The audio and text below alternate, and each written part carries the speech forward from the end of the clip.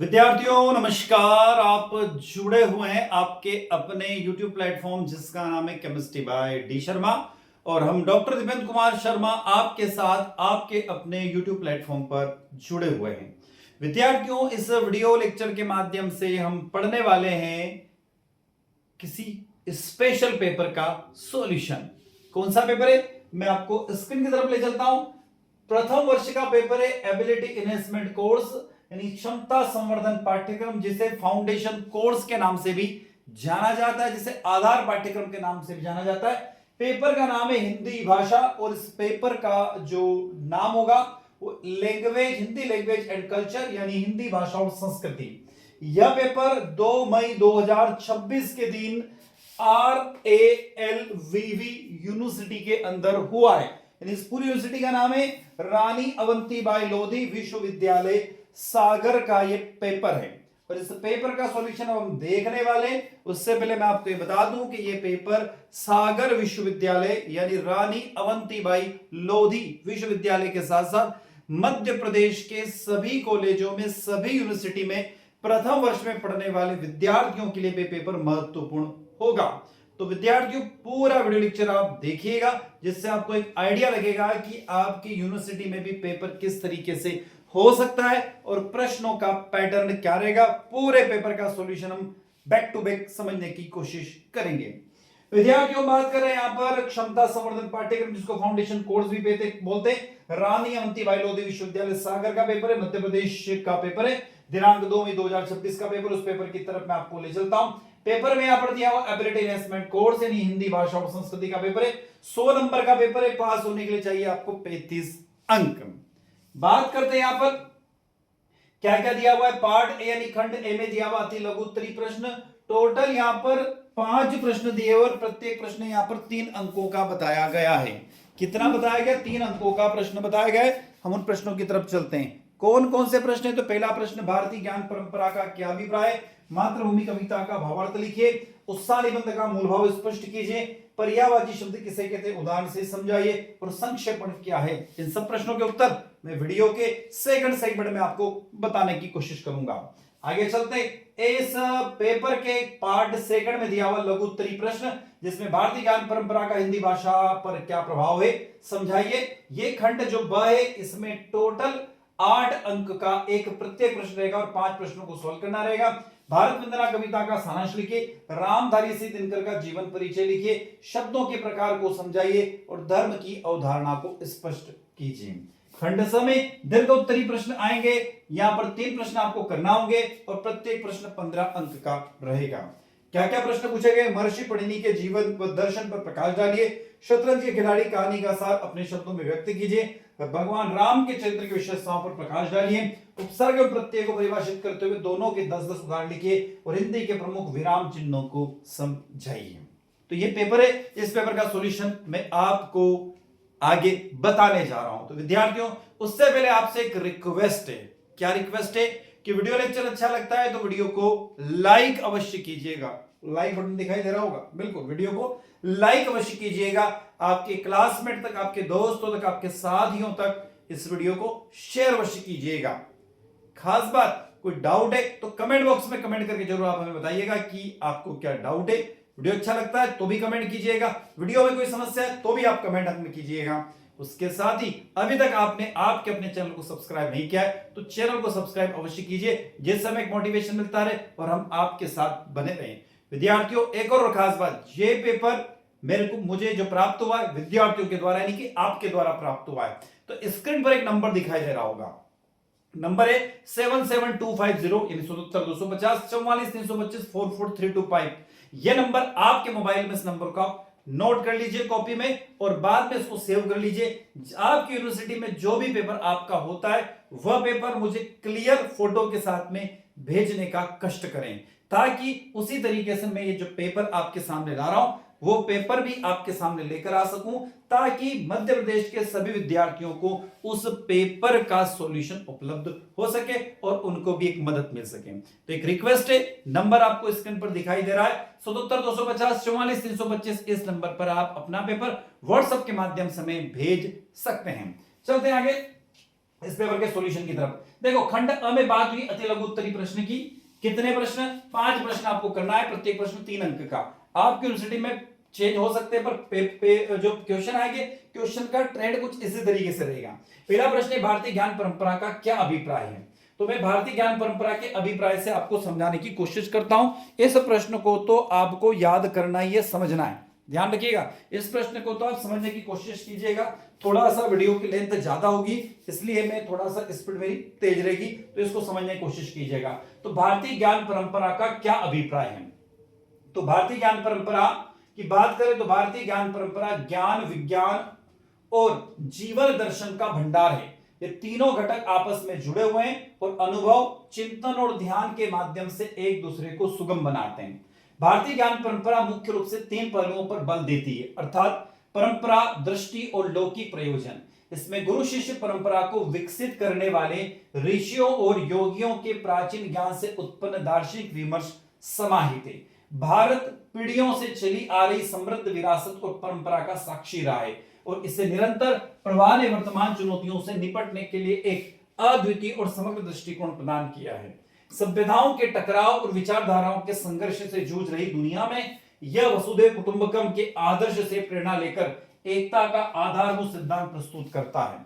यह समग्र दृष्टिकोण कई सामाजिक चुनौतियों के समाधान की नींव रखता है और विश्व के समग्र सामाजिक कल्याण के लिए एक वैकल्पिक मॉडल प्रस्तुत करता है। भारतीय ज्ञान परंपरा का अर्थ है भारत में सदियों से विकसित हुई ज्ञान, दर्शन, विज्ञान, कला, साहित्य और सांस्कृतिक विचारों की समृद्ध परंपरा है। यह परंपरा धार्मिक, दार्शनिक, वैज्ञानिक और साहित्यिक ज्ञान का समुच्चय जो पीढ़ी दर पीढ़ी हस्तांतरित होता आया है। भारतीय ज्ञान परंपरा के प्रमुख स्रोत क्या है? तो सबसे पहले बात होती है वेद की।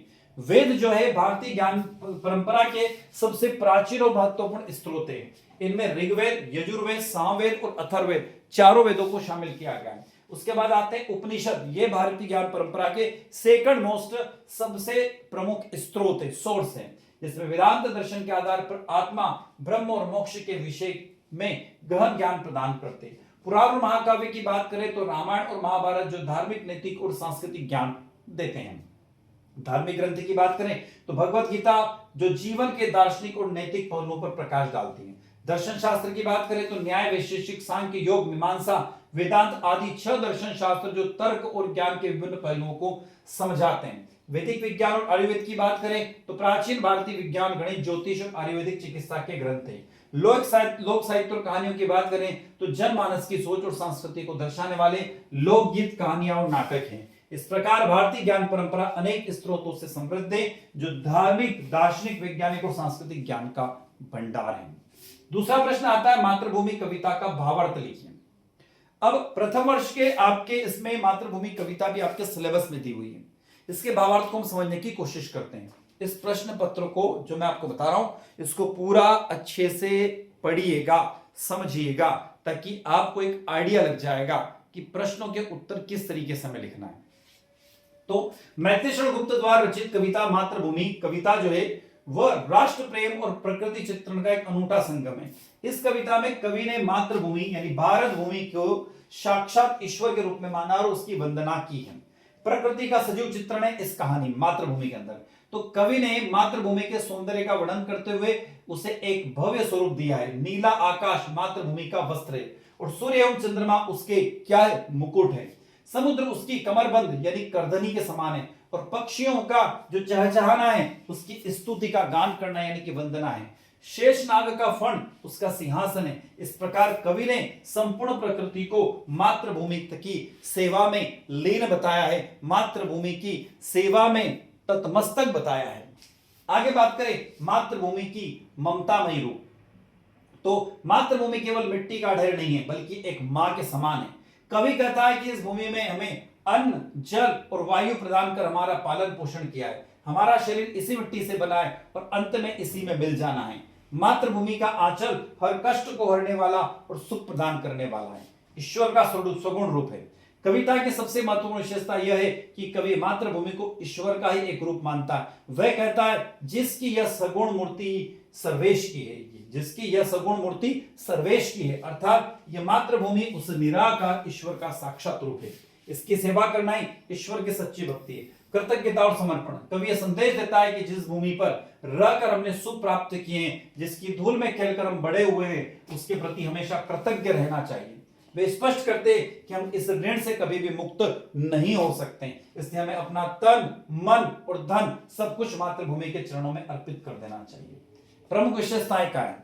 तो राष्ट्रवाद, कविता देश प्रेम की भावना से ओतप्रोत है। अलंकार की बात करें, इसमें मातृभूमि का मानवीकरण किया गया है। भाषा की बात करें तो तत्सम प्रधान खड़ी बोली का प्रयोग हुआ है, जो अत्यंत प्रभावी और प्रभावपूर्ण है। और संदेश की बात करें तो ये कविता मनुष्य को अपनी जड़ों से जुड़ने और राष्ट्र के प्रति अपने कर्तव्यों को समझने की प्रेरणा देती है। तीसरा प्रश्न आता है, उत्साह निबंध का मूल भाव स्पष्ट कीजिए। तो उत्साह निबंध जो आपके सिलेबस में है वो क्या कहता है? तो आचार्य रामचंद्र शुक्ल द्वारा रचित उत्साह निबंध, उनके प्रसिद्ध निबंध संग्रह चिंतामणि का एक महत्वपूर्ण मनोवैचारिक संबंध निबंध है। तो उत्साह कहां से लिया गया? तो उत्साह चिंतामणि से लिया गया, याद रखिएगा। इस निबंध में शुक्ल जी ने उत्साह के शास्त्रीय और व्यावहारिक पक्षों को बहुत ही सूक्ष्म विश्लेषण किया है। उत्साह की परिभाषा क्या है? तो जो रामचंद्र शुक्ल जी है उनके अनुसार साहसपूर्ण आनंद ही उत्साह है। जब किसी कठिन कार्य को करने के लिए मनुष्य के भीतर जो साहस उमड़ता है और उस साहस के साथ आनंद मेल होता है, उसे उत्साह कहते हैं। केवल साहस दिखाना उत्साह नहीं है, उसके साथ मन की प्रसन्नता का होना अनिवार्य है। कर्म और फल का संबंध, निबंध का सबसे प्रमुख संदेश यह है कि सच्चा उत्साही वह व्यक्ति है जिसका दान फल पर नहीं बल्कि कर्म पर होता है। यदि कोई व्यक्ति केवल पुरस्कार या धन की प्राप्ति के लिए कार्य करता है तो वह केवल लोभ मात्र है। जब व्यक्ति को कार्य करने की प्रक्रिया में ही आनंद आने लगता है तो वो सच्चा उत्साही माना जाता है। रामचंद्र जी शुक्ल के शब्दों में कर्म भावनाएं उत्साह का मुख्य आधार है। उत्साह के 3 प्रकार हैं, युद्धवीर, दानवीर, दयावीर। जहां व्यक्ति साहस के साथ शत्रुओं का सामना करता है, युद्ध वीरता कहते हैं। दानवीरता, जहां कठिन त्याग करने में भी आनंद की अनुभूति हो, दयावीरता। जहां दूसरों के दुखों को दूर करने के लिए कष्ट सहने का उत्साह हो। चौथा प्रश्न है, कष्ट सहने की क्षमता। उत्साह के लिए धीरज और कष्ट सहने की शक्ति आवश्यक है। किसी भी बाधा या शारीरिक पीड़ा की परवाह किए बिना अपने लक्ष्य की ओर बढ़ते रहना ही उत्साही व्यक्ति का लक्षण है। यदि पीड़ा का डर उत्साह पर हावी हो जाए तो उत्साह नहीं रहता है। उत्साह और आलस्य का विरोध क्या है? तो शुक्ल जी स्पष्ट करते हैं कि उत्साह और आलस्य एक दूसरे के क्या है? अपोजिट है, विरोधी हैं। जहां आलस्य होता है वह उत्साह कभी नहीं रुक सकता है, अतः उत्साही व्यक्ति सदैव कर्मशील और गतिशील रहता है। इसका मूल संदेश क्या है? तो उत्साह निबंध का मूल भाव यह है कि मनुष्य को फल की चिंता छोड़कर कर्म में आनंद लेना चाहिए। यह निबंध हमें सिखाता है कि कठिन से कठिन परिस्थितियों में भी साहस और प्रसन्नता के साथ आगे बढ़ना जीवन की सार्थकता है। साहसपूर्ण आनंद की उमंग का नाम क्या है? उत्साह। कौन कहता है बात? ये आचार्य रामचंद्र जी शुक्ल कहते हैं। चौथा प्रश्न आता, पर्यायवाची शब्द किसे कहते हैं? उदाहरण से समझाइए। तो इसके बारे में आप लोग अच्छे से जानते हो, एक बार मैं आप लोगों को बता देता हूं कि पर्यायवाची शब्द का साधारण अर्थ होता है समान अर्थ वाला। भाषा में जो शब्द एक दूसरे के समान अर्थ प्रकट करते हैं उन्हें पर्यायवाची या समानार्थी शब्द कहा जाता है। यद्यपि पर्यायवाची शब्दों के अर्थ समान होते हैं, फिर भी सूक्ष्म स्तर पर उनके प्रयोगों में थोड़ा डिफरेंस होता है, अंतर होता है। किसी भी भाषा की संपन्नता उनके पर्यायवाची शब्दों की प्रचुरता की सही मापी जाती है। पर्यायवाची शब्दों की परिभाषा, वे शब्द जो अलग अलग होते हुए भी किसी एक ही वस्तु, व्यक्ति या भाव का समान अर्थ का बोध कराते हैं, पर्यायवाची शब्द कहलाते हैं। जैसे सूर्य, सूर्य के पर्यायवाची क्या है? रवि, भानु, दिनकर, दिवाकर, भास्कर। जल के पर्यायवाची पानी, नीर, बरी, अम्बु, तोय। कमल के पंकज, जलज, सरोज, राजीव, नीरज। पृथ्वी के पर्यायवाची धरती, धरा, भूमि, वसुधा और अचल। आंख के पर्यायवाची नयन, नेत्र, लोचन, चक्षु। हवा के पर्यायवाची पवन, वायु, समीर, अनिल और वायु। पर्यायवाची शब्दों का महत्व क्या है? तो सबसे खास बात होती है अभिव्यक्ति की सुंदरता होती है। एक ही शब्द को बार बार दोहराने से भाषा नीरस हो जाती है, तो पर्यायवाची शब्द भाषा को आकर्षक और प्रभावशाली बनाते हैं। भाव की स्पष्टता, कभी कभी संदर्भ के अनुसार एक शब्द के स्थान पर उसका पर्यायवाची अधिक सटीक बैठता है। उदाहरण के लिए गंगा के जल को हम गंगा जल कहना पसंद करेंगे, गंगा पानी नहीं कह सकते। तो गंगा जल कितना सटीक शब्द लगता है। तो शब्द भंडार में वृद्धि होती है, इससे विद्यार्थियों लेखकों के शब्द के भंडार में वृद्धि होती है।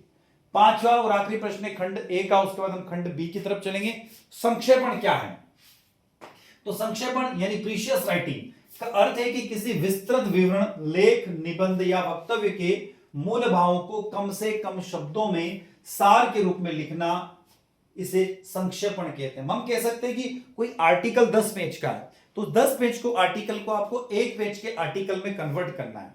वो क्या कहलाता है? संक्षेपण कहलाता है, जिसमें मूल सामग्री की कोई भी महत्वपूर्ण बात नहीं छूटे, बिना उसे संक्षिप्त और प्रभावशाली बनाया जाता है। सरल शब्दों में कहें तो किसी बड़े गद्य खंड का उसके 1/3 भाग में समेटना ही संक्षेपण है। 1/3 भाग, जैसे मैंने कहा मेरे पास में 3 पेज लिखे हुए, तो 3 पेज को 1 पेज में कन्वर्ट करना, उसे क्या कहलाएगा? संक्षेपण कहते हैं। संक्षेपण की मुख्य विशेषता क्या है? संक्षिप्तता। यह मूल पाठ का लगभग 1/3 हिस्सा होना चाहिए। पूर्णता, कम शब्दों में होने के बावजूद इसमें मूल लेख का कोई भी आवश्यक बिंदु या विचार छूटना नहीं चाहिए। स्पष्टता, संक्षेपण की भाषा सरल, सुबोध और स्पष्ट होना चाहिए ताकि पाठक मूल भाव को तुरंत समझ सके। बात क्रमबद्धता, इसके विचारों का प्रवाह और क्रम वैसा ही होना चाहिए जैसा मूल पाठ में है। अन्य पुरुष का प्रयोग, संक्षेपण हमेशा अन्य पुरुष में लिखा जाता है, यानी इसमें मैं और हम जैसे शब्दों का प्रयोग नहीं होता है। अपना मत नहीं, संक्षेपण करते समय कभी भी अपने वैचारिक मत प्रकट नहीं किए जाते हैं। संक्षेपण की विधि क्या है? मूल पाठन का वाचन, सबसे पहले दिए गए गद्यांश को 2-3 बार ध्यानपूर्वक पढ़ना चाहिए, उसके बाद उसके मुख्य विषय को समझना चाहिए। महत्वपूर्ण बिंदुओं का चयन, पढ़ते समय महत्वपूर्ण वाक्यों और विचारों को अंडरलाइन कर लेना चाहिए। अनावश्यक जो लाइंस होती है उनको हटा देना चाहिए, जैसे दृष्टांत, मुहावरे, व्याख्या, जो शब्द बार बार आ रहे उनको वहां से हटा देना चाहिए। चुने गए मुख्य बिंदुओं को अपनी भाषा में जोड़कर एक संक्षिप्त रूप में तैयार करना चाहिए। शीर्षक का चयन भी किया जाता है। संक्षेपण के लिए एक उपयुक्त और संक्षिप्त शीर्षक देना अनिवार्य, जो पूरे विषय का प्रतिनिधित्व करता है, यानी उसके बारे में जानकारी देता है।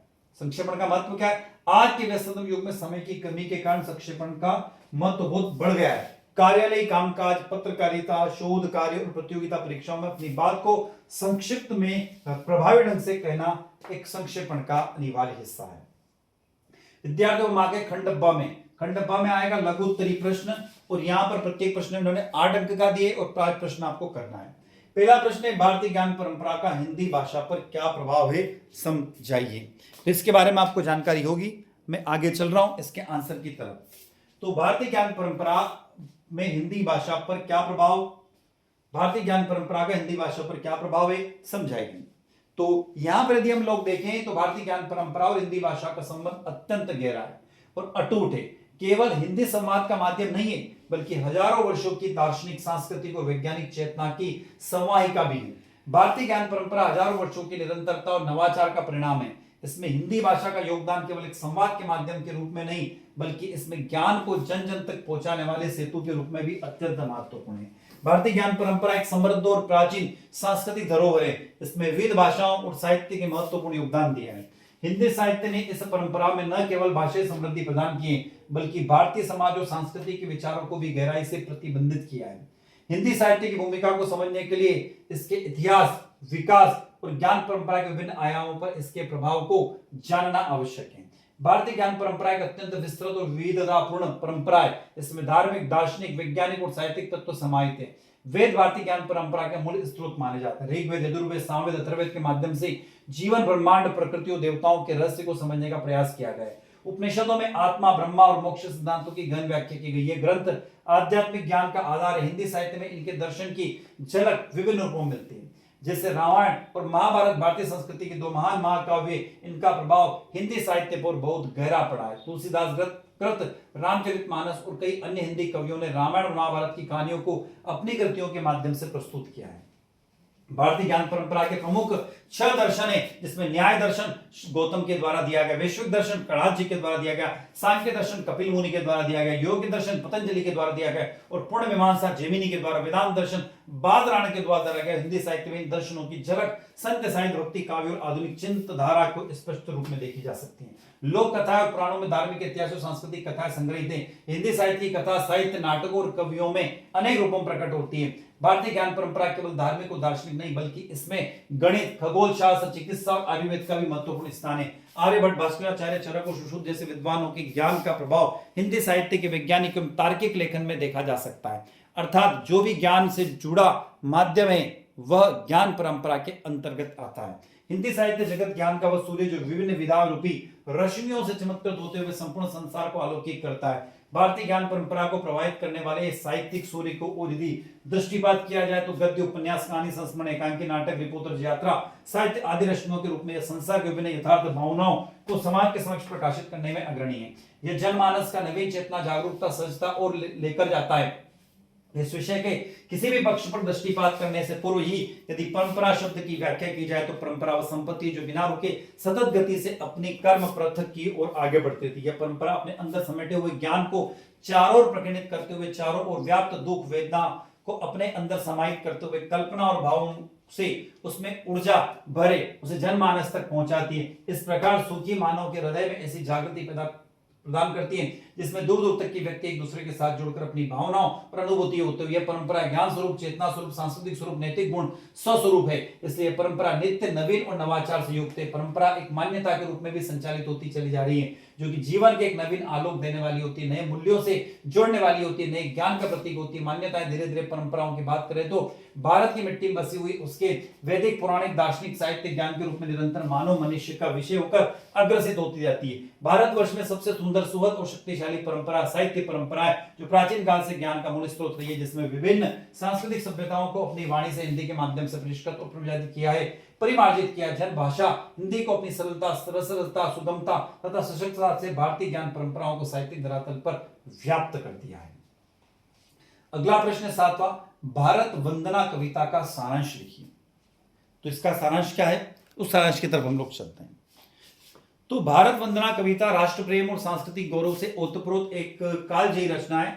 छायावादी कवि सूर्यकांत त्रिपाठी निराला जी द्वारा रचित यह कविता मातृभूमि के प्रति श्रद्धा और भक्ति को अभिव्यक्ति करती है। भारत वंदना एक प्रेरणादायक कविता है जो देशभक्ति की भावनाओं को उजागर करती है। इसमें भारत की महानता, उसके सांस्कृतिक विरासत और उसकी विविधता का वर्णन किया गया है। कविता में देश के प्रति सम्मान और प्रेम की भावनाओं को प्रकट की गई है जो हर नागरिक को अपनी देश के प्रति गर्व महसूस कराती है। कविता में भारत के प्राकृतिक सौंदर्य, उसके ऐतिहासिक धरोहर और उसकी एकता का उल्लेख है। यह बताती है कि भारत विभिन्न भाषाओं, संस्कृतियों, धर्मों का संगम है जो एकता की शक्ति का प्रतीक है। भारत वंदना में देश की स्वतंत्रता और उनके लिए किए गए बलिदानों को भी याद किया गया, जिसमें देशवासियों में देशभक्ति की भावना जागृत होती है। अंत में भारत वंदना हमें अपने देश की सेवा करने में, उसकी उन्नति के लिए समर्पित रहने की प्रेरणा देती है। कविता हमें यह याद दिलाती है कि हमारा देश हमारी पहचान है और इसे हमेशा सम्मान और प्रेम के साथ देखना चाहिए।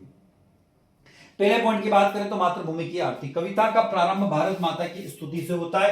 कवि ने भारत को केवल एक भूखंड न मानकर एक जीवित चेतना और देवी के रूप में देखा है। इसमें भारत माता के चरणों को धोने वाले समुद्र और मुकुट के समान चमकते हिमालय का सूक्ष्म चित्र है। सेकंड पॉइंट में समझे प्राकृतिक वैभव का वर्णन। निराला जी ने भारत की प्राकृतिक सुंदरता को आध्यात्म से जोड़ा है। गंगा, यमुना जैसे पवित्र नदियों, हरे भरे वन और उपवन माता के श्रृंगार के रूप में वर्णित है। कवि कहते हैं कि यहाँ की प्रकृति में कण कण में ईश्वरी आभा से अलौकिक है। तीसरा पॉइंट है सांस्कृतिक और बौद्धिक श्रेष्ठता। कविता में भारत को ज्ञान और प्रकाश का केंद्र बताया गया है। यहाँ की प्राचीन सभ्यता, ऋषियों का तप और वेदों की वाणी ने संसार और अंधकार से मुक्ति दिलाई है। कवि प्रार्थना करते हैं कि भारत का वह प्राचीन गौरव और विश्व गुरु का रूप पुनः जागृत हो। मुक्ति और शक्ति की कामना। कवि भारत माता से वरदान मांगता है कि देशवासियों के मन में से भय, दास्ता और अज्ञानता का अंधकार दूर हो। वे चाहते हैं कि भारत के प्रत्येक नागरिक में आत्मसम्मान और साहस का संचार हो ताकि राष्ट्र फिर से अपनी स्वतंत्र और वैभवशील पहचान बना सके। पांचवा पॉइंट है समर्पण का भाव। पूरी कविता में वंदना का भाव प्रधान है। कवि अपने लेखनी और जीवन को मातृभूमि के चरणों में अर्पित करने की इच्छा रखते हैं। यह कविता केवल प्रशंसा नहीं बल्कि राष्ट्र के प्रति अपने कर्तव्यों को निभाने का संकल्प है। भारत वंदना कविता में याद दिलाती है कि हमारी पहचान हमारी मिट्टी और संस्कृति से, ये राष्ट्रभक्ति का आह्वान करती है और युवा पीढ़ी को अपनी जड़ों से जुड़ने की प्रेरणा देती है। अगला प्रश्न है रामधारी सिंह दिनकर का जीवन परिचय लिखिए। तो राष्ट्रकवि रामधारी सिंह दिनकर आधुनिक हिंदी साहित्य के सबसे ओजस्वी कवियों में से एक है। उन्हें अधेर्य का कवि और समय सूर्य भी कहा जाता है। उनकी कविता रचनाओं में जहां एक और विद्रोह और क्रांति की पुकार है, वहीं दूसरी ओर कोमल सांगरिक भावना विद्यमान है। जन्म 23 सितंबर 1908 में हुआ, याद रखिएगा। जन्म स्थान का है सेमरिया मुंगेरी, अब बेगूसराय में स्थित है, बिहार के अंदर। मृत्यु 24 अप्रैल 1974 में हुई। कौन सा युग है? तो प्रगतिवाद युग या छायावाद काल कहा जाता है। मुख्य विधायक क्या है? तो उन्होंने कविता की रचनाएं भी की, निबंध की रचनाएं भी की और आलोचनात्मक ग्रंथ भी लिखे हैं। शिक्षा की बात करें तो दिनकर जी, रामधारी सिंह दिनकर की प्राथमिक शिक्षा गांव में हुई। उन्होंने 1932 में पटना विश्वविद्यालय में इतिहास में बीए ऑनर्स किया। कार्यक्षेत्र की बात करें तो उन्होंने एक शिक्षक के रूप में अपना करियर शुरू किया और बाद में बिहार सरकार के जनसंपर्क विभाग में उप निर्देशक, भागलपुर विश्वविद्यालय में कुलपति और भारत सरकार में हिंदी सलाहकार जैसे महत्वपूर्ण पदों पर रहे। राजनीति की बात करें तो 1952 से 1964 तक राज्यसभा के सदस्य भी रहे, मतलब राज्यसभा से सांसद भी रहे। यदि साहित्य विशेषताओं की बात करें तो फिर रस की प्रधानता रही है उनकी कविताओं में। तो रामधारी सिंह दिनकर की कविता राष्ट्रीय चेतना से ओतप्रोत है।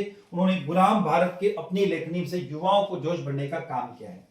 आगे बात करें द्वंदात्मकता की बात करें, उनकी रचना में अक्सर शक्ति और शांति के बीच का द्वंद्वता दिखाई देती है और कुरुक्षेत्र इसका सबसे बड़ा उदाहरण है। कुरुक्षेत्र यदि आपको पढ़ने को मिले तो रामधारी सिंह दिनकर की कुरुक्षेत्र को अवश्य पढ़िएगा, बहुत शानदार रचना है उनकी, मस्त, आनंद आ जाएगा। गद्य लेखन, कविता के साथ साथ उनका गद्य भी अत्यंत सशक्ति का, उनकी गद्य रचनाएं चिंतनशीलता और शोध परक है। प्रमुख कृतियों की बात करें तो काव्य संग्रह का रेणुका, हुंकार, रसवंती, कुरुक्षेत्र, रश्मिनार्थी, परशुराम की प्रतिज्ञा और उर्वशी, जिसमें कुरुक्षेत्र बड़ा फेमस है, परशुराम जी की प्रतिज्ञा भी बड़ा फेमस है, उर्वशी फेमस है। गद्य रचना संस्कृति के 4 अध्याय, बहुत शानदार पढ़िएगा एक बार। अर्धनारेश्वरी, मिट्टी की ओर और रेती के फूल। सम्मान और पुरस्कार की बात करें तो साहित्य अकादमी पुरस्कार मिला था उनको 1959 में संस्कृति के 4 अध्याय के लिए, याद रखिएगा, संस्कृति के 4 अध्याय के लिए उनको साहित्य अकादमी पुरस्कार। पद्म भूषण पुरस्कार भी 1959 में मिला था। ज्ञानपीठ पुरस्कार उर्वशी के लिए 1972 में मिला था।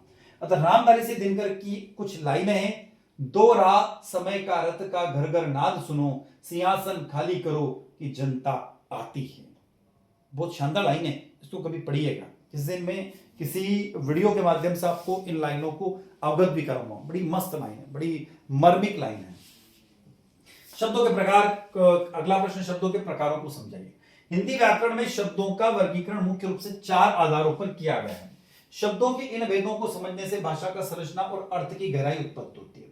उत्पत्ति और स्रोत का आधार, देखो हम प्रश्न क्या देख रहे हैं, शब्दों के प्रकार कितने होते हैं। तो हिंदी भाषा में जो शब्द होते हैं, हिंदी व्याकरण में जो शब्द होते हैं, वो कुल मिलाकर 4 प्रकार से बांटे गए हैं। पहला, उत्पत्ति या स्रोत के आधार पर। यह वर्गीकरण बताता है कि शब्द जन्म कहां से हुआ, जैसे तत्सम। संस्कृत के वे शब्द जो हिंदी में ज्यों के त्यों प्रयोग होते हैं, जैसे अग्नि, वायु, सूर्य, उनको तत्सम कहते हैं। तद्भव, ठीक है। संस्कृत के वे शब्द जो समय के साथ बदलकर हिंदी में आए, जैसे आग, हवा, सूरज। अग्नि को आग बोल दिया, वायु को हवा बोल दिया, सूर्य को सूरज बोल दिया। देश शब्द वे जो स्थानीय बोलियों या क्षेत्रीय प्रभावों से विकसित हुए, जैसे लोटा, पगड़ी, खिचड़ी आदि। विदेशी शब्द वे शब्द जो विदेशी भाषाओं जैसे अंग्रेजी, अरबी, फारसी आदि से आए, जैसे स्कूल, चश्मा, डॉक्टर आदि। और संकर शब्द तो अलग अलग भाषाओं से मिलकर बने होते हैं, जैसे रेल प्लस गाड़ी, रेलगाड़ी, ठीक है। ऐसे दूसरे शब्द होते हैं रचना या बनावट के आधार पर। यह बताते हैं कि शब्द का निर्माण कैसे हुआ। रूढ़ शब्द वे शब्द जिनके टुकड़े करने पर कोई अर्थ नहीं निकलता है, जैसे घर, जल, आम। यौगिक शब्द 2 या 2 से अधिक शब्दों के योग से बने शब्दों को यौगिक शब्द, जैसे विद्यालय तो विद्य प्लस आलय या विद्या प्लस आलय। योग रूढ़ शब्द वे शब्द जो यौगिक तो होते हैं लेकिन किसी विशेष अर्थ के लिए प्रसिद्ध हो जाते हैं, जैसे लंबोदर, लंबा जिसका उदर, अर्थात भगवान श्री गणेश। प्रयोग के आधार पर, तो प्रयोग के आधार पर देखें तो इसमें शब्द भेद भी कहे जाते हैं और इसमें 2 मुख्य भाग है, विकारी शब्द और अविकारी शब्द। विकारी शब्द वे शब्द जिनमें लिंग, वचन या कारक के कारण परिवर्तन होते हैं। विकारी शब्द 4 प्रकार के होते हैं, संज्ञा, सर्वनाम, विशेषण और क्रिया। अविकारी शब्द अव्यय वे शब्द जिनमें किसी भी स्थिति में बदलाव नहीं होता है, ये भी 4 प्रकार के होते हैं, क्रिया विशेषण, संबंध बोधक, समुच्चय बोधक और विस्मयादि बोधक। और चौथा और आखिरी की बात करें तो अर्थ के आधार पर शब्द के अर्थ की प्रकृति के अनुसार एकार्थी शब्द जिनका केवल एक निश्चित अर्थ निकले, जैसे गंगा, तो गंगा मतलब एक हमारे देश की एक पवित्र और एक महान नदी, हमारे लिए प्रेरणा है।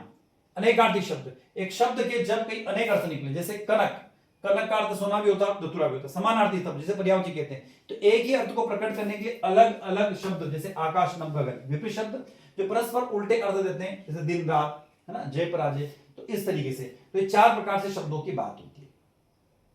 एक प्रश्न आपके सामने यहां पर हम लेकर आए हैं। प्रश्न है, धर्म की अवधारणा को स्पष्ट कीजिए। अब यह प्रश्न बड़ा व्यापक प्रश्न है कि धर्म क्या है, मतलब बड़ा शानदार प्रश्न है कि धर्म क्या है। तो यह जो प्रश्न है, प्रश्न क्रमांक 10, धर्म की अवधारणा को स्पष्ट कीजिए। तो भारतीय दर्शन में धर्म की अवधारणा,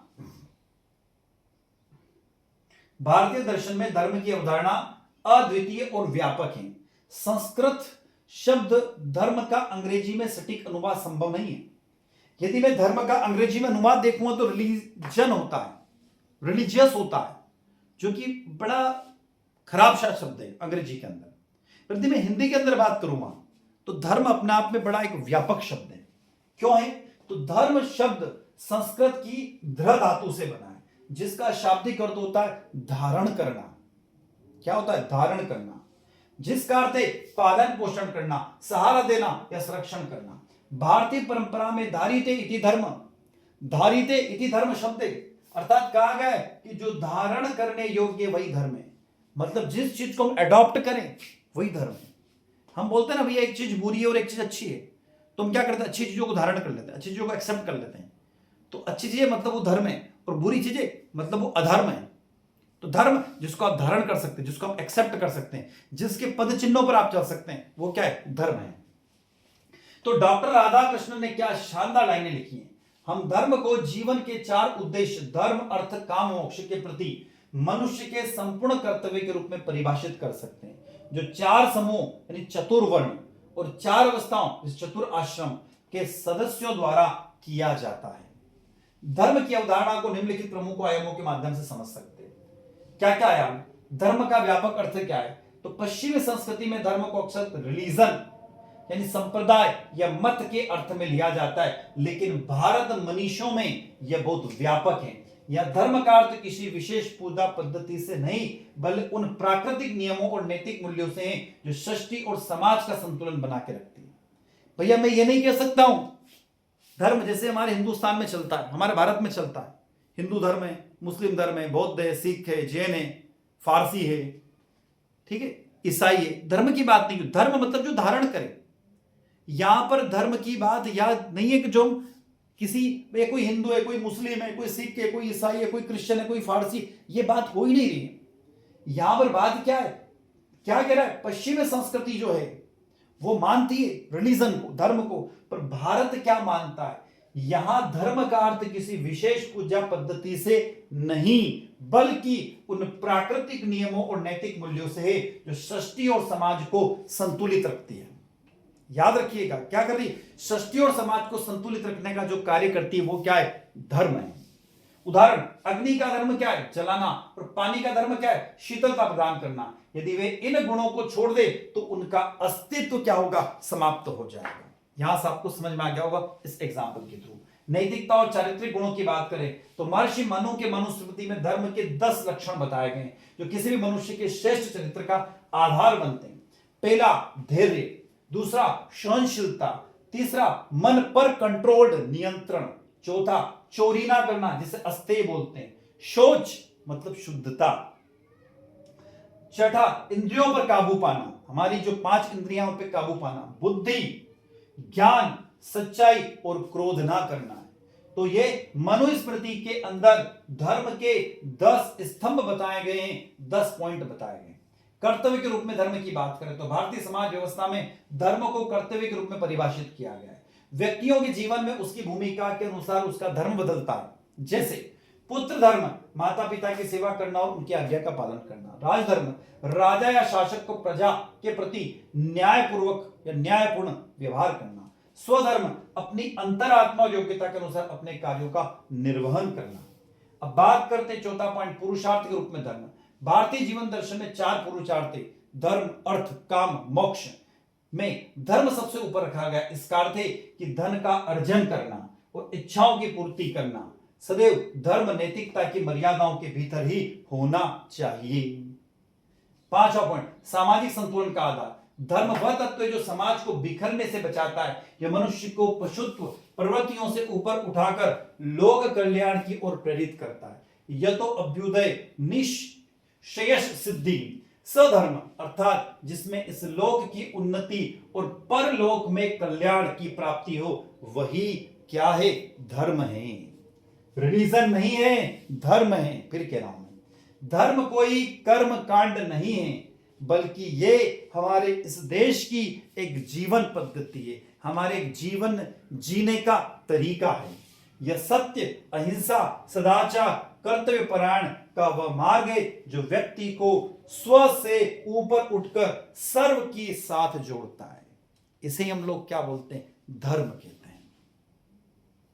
तो विद्यार्थियों, हम यहां से चल रहे हैं खंड स की तरफ। खंड स में 15 नंबर का एक प्रश्न और आपको 3 प्रश्नों के उत्तर लिखना है। ठीक है, इस खंड में कुल 5 प्रश्न दिए गए, जिनमें से किन्हीं 3 प्रश्नों के उत्तर आपको देना है। पहला प्रश्न है महर्षि पाणिनि के जीवन दर्शन पर प्रकाश डालिए। ठीक है, तो महर्षि पाणिनि के जीवन दर्शन पर प्रकाश डालते हम लोग। तो महर्षि पाणिनि संस्कृत व्याकरण के सबसे महान विद्वान और विश्व के पहले भाषा वैज्ञानिक माने जाते हैं। उनका कार्य न केवल संस्कृत भाषा को अनुशासित करने के लिए जाना जाता है, बल्कि आधुनिक कंप्यूटर विज्ञान यानी प्रोग्रामिंग लैंग्वेज की संरचना के लिए भी आधार स्तंभ माने जाते हैं। महर्षि पाणिनि के जीवन के दर्शन का विवरण निम्नलिखित है। उनके जीवन परिचय की बात करें तो उनके जन्म काल में विद्वानों के मतभेद है, परंतु अधिकांश विद्वान उन्हें ईसा पूर्व 5वीं से 4वीं शताब्दी के मध्य मानते हैं।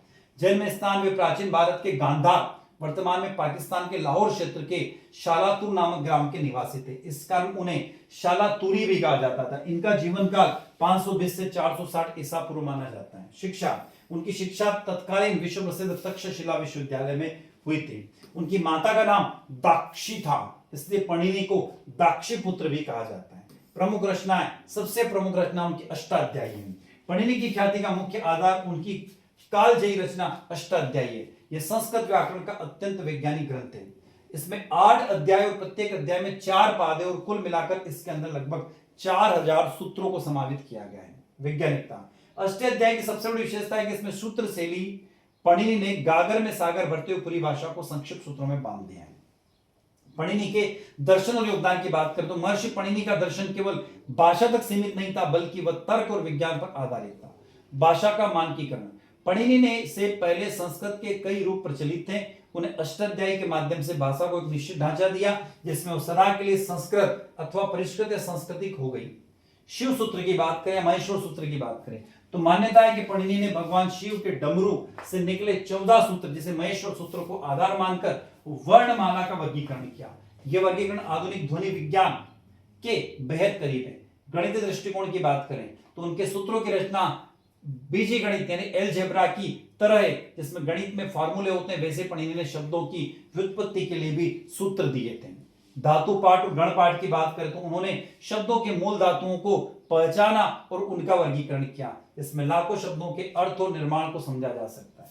अगला, आधुनिक युग में प्रासंगिकता। आज के दौर में पाणिनि को कंप्यूटर विज्ञान का जनक भी कहा जा सकता है। इसका कारण यह है कि उनके व्याकरण नियम यानी एल्गोरिथम की तरह काम करते हैं। अमेरिकी भाषावादी नाम चॉम्स्की के व्याकरणिक सिद्धांत और कंप्यूटर की बीएनएफ पाणिनि की सूत्र शैली से अत्यधिक प्रेरित हैं। महत्वपूर्ण तत्व, पाणिनि ने भाषा और बहती नदी के बजाय एक अनुशासित तंत्र बनाया। उन्होंने सिद्ध किया कि भाषा केवल संवाद का साधन नहीं है, बल्कि एक पूर्णतः वैज्ञानिक संरचना जिसे नियमों द्वारा परिष्कृत किया जा सकता है। अगला प्रश्न है शतरंज के 12वां प्रश्न, शतरंज के खिलाड़ी कहानी का सार अपने शब्दों में लिखिए। तो ये आप लोगों ने पढ़ लिया होगा, मुंशी प्रेमचंद द्वारा लिखित है शतरंज के खिलाड़ी कहानी। ठीक है, तो इस केवल 2 व्यक्तियों के खेल की कहानी नहीं, बल्कि ये एक गिरती हुई सभ्यता, राजनीतिक पन और व्यक्तिगत जिम्मेदारियों से भागने की प्रवृत्ति का सजीव चित्रण है। इस कहानी का सार निम्नलिखित बिंदुओं को समझा जा सकता है। ऐतिहासिक पृष्ठभूमि, यह कहानी वाजिद अली शाह के शासन काल के दौरान लखनऊ की है। उस समय अवध के समाज विलासिता और अकर्मण्यता में डूबा हुआ था। शासन प्रशासन कमजोर हो रहा था, लेकिन नवाब और दरबारी दुनिया की हकीकत से बेखबर, शतरंज, बटेरबाजी और राग रंग में मस्त थे। मुख्य पात्र इसके अंदर मिर्जा और मीर, कहानी के 2 मुख्य पात्र मिर्जा सज्जाद अली और मीर रोशन अली, ये दोनों जागीरदार हैं जिन्होंने अपनी प्रजा या प्रशासन की कोई चिंता नहीं है। उनका पूरा जीवन शतरंज की बिसात पर सिमटा हुआ है। खेल के प्रति उनकी दीवानगी इतनी अधिक है कि मिर्जा की पत्नी बीमार हो या घर में कोई संकट आए, वे उसे नजरअंदाज कर देते हैं, दायित्वों से पलायन करते हैं। जब लखनऊ के हालात बिगड़ने लगते हैं और घर पर महिलाओं का हस्तक्षेप बढ़ता है, तो दोनों खिलाड़ी गोमती नदी के किनारे एक वीराने मस्जिद में जाकर शतरंज खेलने लगते हैं। यह उनके द्वारा अपने पारिवारिक और सामाजिक दायित्व से पूरी तरह मुंह मोड़ने लेने का प्रतीक है। विडंबना और त्रासदी की बात करें तो कहानी की सबसे बड़ी विडंबना यह है कि जब ईस्ट इंडिया कंपनी की सेना लखनऊ पर कब्जा करने आती है और नवाब वाजिद अली शाह को बंदी बना लिया जाता है, तब भी मिर्जा और मीर अपनी बिसात को छोड़कर नहीं उठते। उन्हें अपनी राजा या देश के सम्मान की कोई चिंता नहीं। व्यक्तिगत अहंकार बनाम राष्ट्रभक्त, कहानी का अंतर हृदय विदारक और गहरा कटाक्ष है। जो 2 दोस्त अपने देश के लिए एक उंगली तक नहीं हिलाते, वे शतरंज में खेल में एक वजीर के पीट जाने पर आपस में झगड़ पड़ते हैं। बात इतनी बढ़ जाती है कि दोनों तलवार निकाल लेते और एक दूसरे की जान ले लेते। संदेश क्या है? तो प्रेमचंद जी की इस कहानी के माध्यम से दिखाया गया है कि जब किसी समाज के लोग व्यक्तिगत स्वार्थ और मनोरंजन की राष्ट्र हित से ऊपर रखते हैं तो उस राष्ट्र का पतन निश्चित है। मिर्जा और मीर की मौत केवल दो व्यक्तियों की मृत्यु नहीं बल्कि उस कायर और विलासी सामंती व्यवस्था का अंत है जिसने अपनी रक्षा करने के बजाय शतरंज की बाजी जीतने की अधिक महत्व को उन्होंने माना है। चलते हैं आगे हम। उसके बाद आते हैं एक बात और, ये जो मुंशी प्रेमचंद जी की जो पूरी कहानी है इसके ऊपर एक फिल्म भी बनी हुई है। बात करते हैं 13वां प्रश्न, राम के चरित्र की विशेषताओं पर प्रकाश डालिए। तो यहां पर भगवान राम के चरित्र की बात की। भगवान राम एक श्रेष्ठ राजा थे। उन्होंने सत्य, करुणा, धर्म और मर्यादा के मार्ग पर चलते हुए राज किया। इन्हीं गुणों की वजह से उन्हें मर्यादा पुरुषोत्तम कहा जाता है।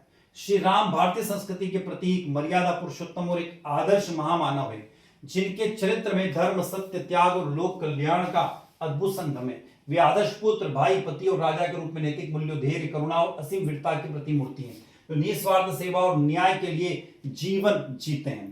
भगवान राम को भगवान विष्णु का 7वां अवतार माना जाता है। मर्यादा पुरुषों ने श्री राम को अपना पूरा जीवन एक मर्यादा में रहकर व्यक्त किया। भगवान राम के चरित्र में कई ऐसी विशेषताएं जो उन्हें लोक को आदर्श बनाती है। भगवान राम ने अपने आचरण से हर किसी के लिए एक उदाहरण स्थापित किया। प्रभु श्री राम एक आदर्श मनुष्य, पुत्र, भाई, पति होने के साथ साथ एक आदर्श कुशल शासन भी रहे। उनके शासन काल में व्याप्त सुव्यवस्था के कारण ही आज भी राम राज्य का उदाहरण दिया जाता है। आइए जानते हैं भगवान श्री राम के चरित्र हमें कौन कौन सी सीख मिलती है। भगवान राम भारतीय संस्कृति के आधार स्तंभ और मर्यादा पुरुषोत्तम के रूप में प्रतिष्ठित है। वाल्मीकि रामायण से लेकर रामचरितमानस तक उनके चरित्र को एक आदर्श मनुष्य, पुत्र, पति और राजा के रूप में चित्रित किया गया है। अब भगवान राम की विशेषताएं क्या क्या है? तो मर्यादा पुरुषोत्तम के रूप में राम को मर्यादा पुरुषोत्तम इसलिए कहा जाता है क्योंकि उन्होंने जीवन के हर मोड़ पर मर्यादाओं का पालन किया है। चाहे वे सुख के क्षण हो या अत्यंत कठिन परिस्थितियां हो, उन्होंने कभी भी नैतिकता और धर्म का मार्ग त्याग नहीं किया है। वे समाज के लिए नियमों की सीमा में रहकर जीवन जीने का सर्वोच्च उदाहरण है। आदर्श पुत्र और त्याग की प्रतिमूर्ति, पितृभक्ति राम के चरित्र का सबसे उज्जवल पक्ष है। पिता दशरथ की एक वचन को निभाने के लिए उन्होंने पल भर में अयोध्या का राज त्याग दिया। 14 वर्ष के वनवास में सरकार स्वीकार कर लिया। उनके लिए सत्ता और ऐश्वर्य से बड़ा माता पिता का सम्मान और सत्य पालन था। प्रजा वत्सल और न्याय प्रिय राजा, राम राज्य की परिकल्पना आज भी एक आदर्श शासन के रूप में की जाती है। एक राजा के रूप में राम का चरित्र पूरी तरह से प्रजा के लिए प्रति समर्पित था। उन्होंने अपनी व्यक्तिगत खुशियों को त्याग करके भी प्रजा के संतोष और न्याय को प्राथमिकता दी। उनके शासन में कोई दुखी, दरिद्र और भयभीत नहीं था। नेक्स्ट, धीरोदात्त नायक और अदम्य साहसी, राम के व्यक्तिगत और अद्भुत धैर्य के और वीरता का संगम था। समुद्र पार करना हो या रावण जैसी महाशक्तियों का सत्ता से टकराना हो, वे कभी विचलित नहीं हुए। वे स्वभाव से कोमल और दयालु थे, लेकिन अन्याय और अधर्म के विरुद्ध में अत्यंत कठोर और पराक्रमी योद्धा भी थे। सामाजिक समरसता की बात करें तो राम का चरित्र जाति पाति से ऊंचा नीच और भेदभाव को मिटाने वाला। उन्होंने केवट को गले लगाया, शबरी के झूठे बेर खाए और वानर भालुओं को अपने मित्र बनाकर उन्होंने सम्मान दिया। यह उनके चरित्र, उदारता और सबको साथ मिलकर चलने की शक्ति को दर्शाता है। एक पत्नी व्रत और आदर्श पति, उस युग में जब राजाओं के कई रानियां होती थी, राम ने एक पत्नी व्रत का पालन किया। सीता के प्रति उनका प्रेम और समर्पण अटूट था। माता सीता के वियोग में उनका विलाप एक संवेदनशील हृदय वाले मनुष्य की पहचान है।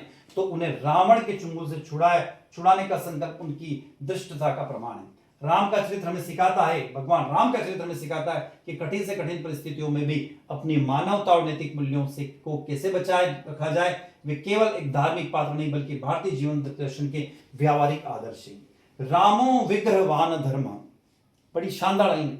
रामो विग्रहवान धर्म अर्थात राम साक्षात धर्म की प्रतिमूर्ति है। अगला प्रश्न है 14वां प्रश्न, उपसर्ग और प्रत्यय को परिभाषित करते हुए 10 उदाहरण दें। हिंदी व्याकरण में उपसर्ग और प्रत्यय वे शब्दांश होते हैं जो किसी मूल शब्द के साथ जुड़कर उसके अर्थ में परिवर्तन या विशेषता ला देते हैं। इन्हें शब्दांश इसलिए कहा जाता है क्योंकि इनका स्वतंत्र रूप में कोई भी विशेष अर्थ नहीं होता है। ये शब्द के साथ जुड़कर ही सार्थक होते हैं। जैसे उपसर्ग की बात करें तो जो शब्दांश किसी शब्द के आदि यानी कि शुरुआत में जुड़कर उसके अर्थ को बदल देते हैं, उस या उसमें नई विशेषता ला देते हैं, उन्हें उपसर्ग कहते हैं। जैसे यहां पर उपसर्ग हमने लिए अ, अनु, अप, नीर, तो अ में जुड़ा तो ज्ञान अज्ञान बन जाएगा, शासन अनुशासन बन जाएगा, मान अपमान बन जाएगा, दोष निर्दोष बन जाएगा, हार प्रहार बन जाएगा, ज्ञान विज्ञान बन जाएगा, पुत्र सुपुत्र बन जाएगा, रिक्त अतिरिक्त बन जाएगा, कार उपकार बन जाएगा और दीन प्रतिदीन बन जाएगा।